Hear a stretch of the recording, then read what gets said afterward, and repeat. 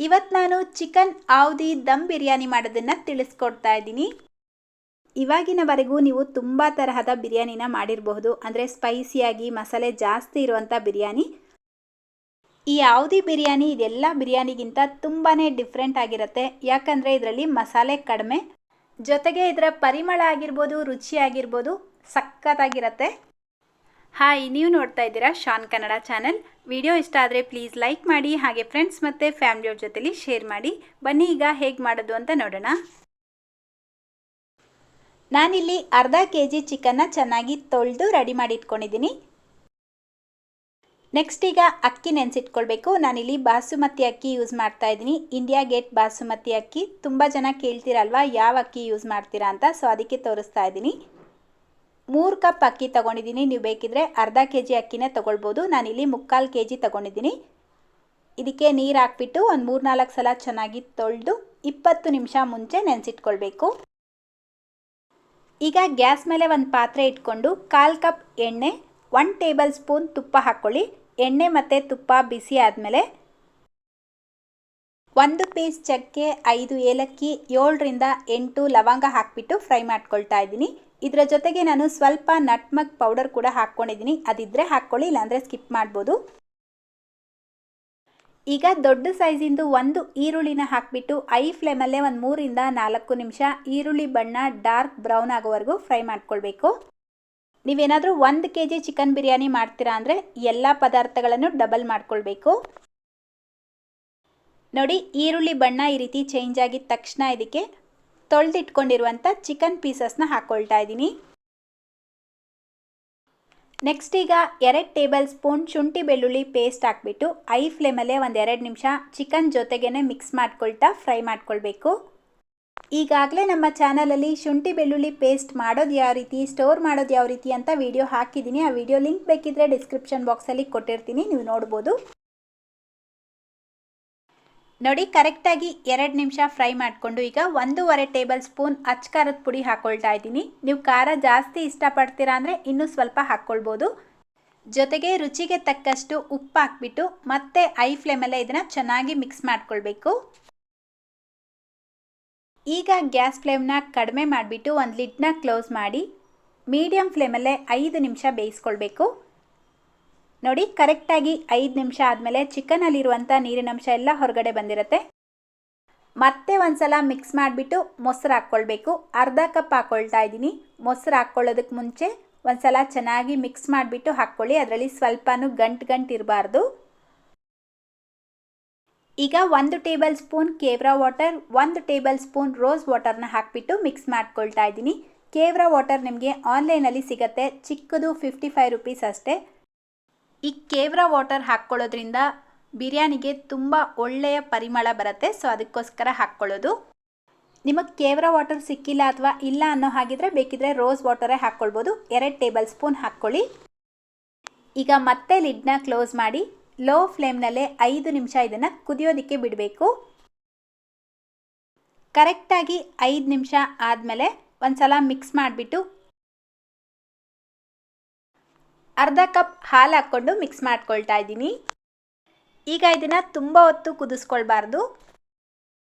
ನೋಡಿ, ಈ ರೀತಿ ಲೈಟಾಗಿ ಕುದಿಯೋಕ್ಕೆ ಸ್ಟಾರ್ಟ್ ಆಗಿದ ತಕ್ಷಣ ಗ್ಯಾಸ್ ಫ್ಲೇಮ್ನ ಆಫ್ ಮಾಡಿಬಿಟ್ಟು ಇದರಲ್ಲಿರುವಂಥ ಚಿಕನ್ ಪೀಸಸ್ನ ಮಾತ್ರ ಸಪ್ರೇಟಾಗಿ ತೆಗೆದಿಟ್ಕೊಳ್ಬೇಕು. ಈಗ ಈ ಉಳಿದಿರುವಂಥ ಮಸಾಲೆನ ಸೈಡಿಗೆ ತೆಗೆದಿಟ್ಕೊಳ್ಳಿ. ನೆಕ್ಸ್ಟ್ ಈಗ ಅನ್ನ ಮಾಡ್ಕೊಳ್ಳೋದಕ್ಕೆ ಒಂದು ಪಾತ್ರೆಯಲ್ಲಿ 2 ಲೀಟರಷ್ಟು ನೀರನ್ನ ಬಿಸಿಗಿಟ್ಕೊಂಡು 4ರಿಂದ 5 ಏಲಕ್ಕಿ, 2 ಪೀಸ್ ಚಕ್ಕೆ, 4 ಹಸಿಮೆಣಸಿನ್ಕಾಯಿ, ರುಚಿಗೆ ತಕ್ಕಷ್ಟು ಉಪ್ಪು, 1 ಟೀ ಸ್ಪೂನ್ ತುಪ್ಪ ಹಾಕಿಬಿಟ್ಟು 20 ನಿಮಿಷ ಮುಂಚೆ ನೆನೆಸಿಟ್ಟಿರುವಂಥ ಅಕ್ಕಿ ಹಾಕ್ಕೊಳ್ತಾ ಇದ್ದೀನಿ. ಅಕ್ಕಿ ಪೂರ್ತಿಯಾಗಿ ಬೇಯಿಸ್ಕೊಳ್ಬಾರ್ದು, 60ರಿಂದ 70% ಮಾತ್ರ ಅಕ್ಕಿನ ಬೇಯಿಸ್ಕೊಳ್ಬೇಕು. ಈಗ ಬಿರಿಯಾನಿ ಮಾಡುವಂಥ ಪಾತ್ರೆನ ತಗೊಂಡು ಆಗಲೇ ಚಿಕನ್ನ ಬೇಯಿಸಿ ಮಸಾಲೆ ಏನು ಸಪ್ರೇಟ್ ಮಾಡಿ ಇಟ್ಕೊಂಡಿದ್ವಿ ಅದನ್ನು ಈ ರೀತಿ ಶೋಧಿಸ್ಕೊಳ್ಬೇಕು. ಈ ಬಿರಿಯಾನಿಯಲ್ಲಿ ನೀವು ಹಾಕಿರುವಂಥ ಎಲ್ಲ ಮಸಾಲೆಗಳ ಪರಿಮಳ ಇರುತ್ತೆ, ಆದರೆ ಮಸಾಲೆ ಇರೋದಿಲ್ಲ. ಸೊ ಇದನ್ನು ಚೆನ್ನಾಗಿ ಈ ರೀತಿ ಶೋಧಿಸ್ಕೊಳ್ಬೇಕು. ಮಸಾಲೆನ ವೇಸ್ಟ್ ಮಾಡಬೇಡಿ, ಆದಷ್ಟು ಸ್ವಲ್ಪ ಪ್ರೆಸ್ ಮಾಡಿ ಇದರಲ್ಲಿರುವಂಥ ರಸನೆಲ್ಲ ಸಪ್ರೇಟ್ ಮಾಡಿಕೊಂಡು ಈ ಉಳಿದಿರುವಂಥ ಮಸಾಲೆ ಏನಿದೆ ಇದನ್ನು ಬಿಸಾಡಬೇಕು. ನೋಡಿ ಈ ರೀತಿ ಮಸಾಲೆ ನೀರನ್ನ ಸಪ್ರೇಟ್ ಮಾಡಿಕೊಂಡು ಇದರ ಮೇಲ್ಗಡೆ ಎಣ್ಣೆ ಏನು ಕಾಣ್ತಾ ಇದೆ ಅದನ್ನು ಒಂದು ಸೌಟಿಂದ ನಿಧಾನಕ್ಕೆ ಎಷ್ಟಾಗತ್ತೋ ಅಷ್ಟು ಮಾತ್ರ ತೆಗೆದು ಒಂದು ಬಟ್ಲಲ್ಲಿ ಹಾಕಿಟ್ಕೊಳ್ಳಿ. ನಾವು ಲಾಸ್ಟಲ್ಲಿ ಬಿರಿಯಾನಿ ದಮ್ ಕಟ್ಟಬೇಕಾದ್ರೆ ಇದನ್ನು ಮೇಲ್ಗಡೆ ಹಾಕ್ಕೊಂಡ್ರೆ ಬಿರಿಯಾನಿ ಕಲರ್ ಚೆನ್ನಾಗಿ ಬರುತ್ತೆ. ಸೊ ಅದಕ್ಕೋಸ್ಕರ ಸ್ವಲ್ಪ ಮಾತ್ರ ಸಪ್ರೇಟಾಗಿ ತೆಗೆದಿಟ್ಕೊಳ್ಬೇಕು. ಇದಕ್ಕೇನೆ ಈಗ ಆಗಲೇ ಬೇಯಿಸಿಟ್ಕೊಂಡಿರುವಂಥ ಚಿಕನ್ ಪೀಸಸ್ನ ಹಾಕಿಬಿಟ್ಟು ಸೈಡಿಗೆ ತೆಗೆದಿಟ್ಕೊಳ್ಳಿ. ಈಗ ನೋಡಿ ನಾವು ಆಗಲೇ ಇಟ್ಟಿರುವಂಥ ಅಕ್ಕಿ 70% ಅಷ್ಟು ಬೆಂದಿದೆ.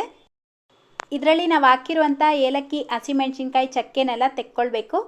ಇದರಲ್ಲಿರುವಂಥ ಫ್ಲೇವರ್ಸ್ ಎಲ್ಲ ಆಲ್ರೆಡಿ ರೈಸ್ ಜೊತೆಗೆ ಮಿಕ್ಸ್ ಆಗಿರುತ್ತೆ.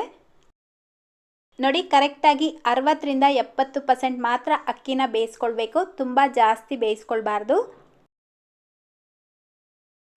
ಈ 70% ಬೆಂದಿರುವಂಥ ರೈಸ್ನ ನೀರು ಸಪ್ರೇಟ್ ಮಾಡಿಬಿಟ್ಟು ರೆಡಿ ಮಾಡಿ ಇಟ್ಕೊಂಡಿರುವಂಥ ಬಿರಿಯಾನಿ ಪಾತ್ರೆಗೆ ಹಾಕ್ಕೊಳ್ಬೇಕು. ನೋಡಿ ಈ ರೀತಿ ಎಲ್ಲ ರೈಸ್ನು ಹಾಕ್ಕೊಂಡು ಅರ್ಧ ಕಪ್ ಕೇಸರಿ ಹಾಲು ಹಾಕ್ಕೊಳ್ತಾ ಇದ್ದೀನಿ. ಒಂದು 5-6 ಕೇಸರಿ ದಳಗಳನ್ನು ಬಿಸಿ ಹಾಲಲ್ಲಿ ಹಾಕಿ ನೆನೆಸಿಟ್ಟಿದೆ, ಅದು ಕಲರ್ ಬಿಟ್ಟಿದೆ. ಕೇಸರಿ ದಳಗಳು ಇಲ್ಲ ಅಂದರೆ ಸ್ವಲ್ಪ ಯೆಲ್ಲೋ ಫುಡ್ ಕಲರ್ ಬೇಕಿದ್ರೂ ಹಾಲಲ್ಲಿ ಮಿಕ್ಸ್ ಮಾಡಿಬಿಟ್ಟು ಹಾಕ್ಕೊಳ್ಬೋದು. ಈಗ ಮತ್ತೆ 1 tablespoon kewra water, 1 tablespoon rose ವಾಟರ್ನ ಹಾಕ್ಕೊಳ್ಬೇಕು. ನಾನು ಆಗಲೇ ತಿಳಿಸ್ದಾಗೆ ಕೇವ್ರಾ ವಾಟರ್ ಇಲ್ಲ ಅಂದರೆ ರೋಸ್ ವಾಟರ್ ಹಾಕ್ಕೊಳ್ಳಿ. ಈಗ ನಾವು ಗ್ರೇವಿಯಿಂದ ಎಣ್ಣೆ ಸಪ್ರೇಟ್ ಮಾಡಿ ಇಟ್ಕೊಂಡಿದ್ವಿ ಅಲ್ವಾ, ಅದನ್ನು ಹಾಕ್ಕೊಳ್ಬೇಕು. ಇದು ಹಾಕ್ಕೊಳ್ಳೋದ್ರಿಂದ ಬಿರಿಯಾನಿ ಕಲರ್ ತುಂಬ ಚೆನ್ನಾಗಿ ಬರುತ್ತೆ. ಫೈನಲ್ ಆಗಿ 2 ಟೇಬಲ್ ಸ್ಪೂನ್ ಅಷ್ಟು ತುಪ್ಪ ಹಾಕ್ಕೊಳ್ಬೇಕು. ಈ ಬಿರಿಯಾನಿಗೆ ಕೊತ್ತಂಬರಿ ಸೊಪ್ಪು, ಪುದೀನ ಎಲ್ಲ ಹಾಕ್ಕೊಳ್ಬಾರ್ದು. ಈ ಪಾತ್ರೆನ ಗ್ಯಾಸ್ ಸ್ಟವ್ ಮೇಲೆ ಇಟ್ಟು ಒಂದು ಟೈಟ್ ಆಗಿರುವಂಥ ಲಿಡ್ನ ಕ್ಲೋಸ್ ಮಾಡಿ ಹೈ ಫ್ಲೇಮಲ್ಲಿ 5 ನಿಮಿಷ, ಲೋ ಫ್ಲೇಮ್ನಲ್ಲಿ 15 ನಿಮಿಷ ಬೇಯಿಸ್ಕೊಳ್ಬೇಕು. ಕರೆಕ್ಟಾಗಿ 15 ನಿಮಿಷ ಆದಮೇಲೆ ಆಹಾ, ಇದರ ಪರಿಮಳ ಮಾತ್ರ ಸಕ್ಕತ್ತಾಗಿ ಬರ್ತಾ ಇದೆ. ಬಿರಿಯಾನಿ ನೋಡಿ ಎಷ್ಟು ಉದುರುದ್ರಾಗಿ ಕಲರ್ಫುಲ್ಲಾಗಿ ಕಾಣ್ತಾ ಇದೆ ಅಂತ. ಇದರ ಟೇಸ್ಟ್ ಕೂಡ ಅಷ್ಟೇ ತುಂಬ ಚೆನ್ನಾಗಿತ್ತು.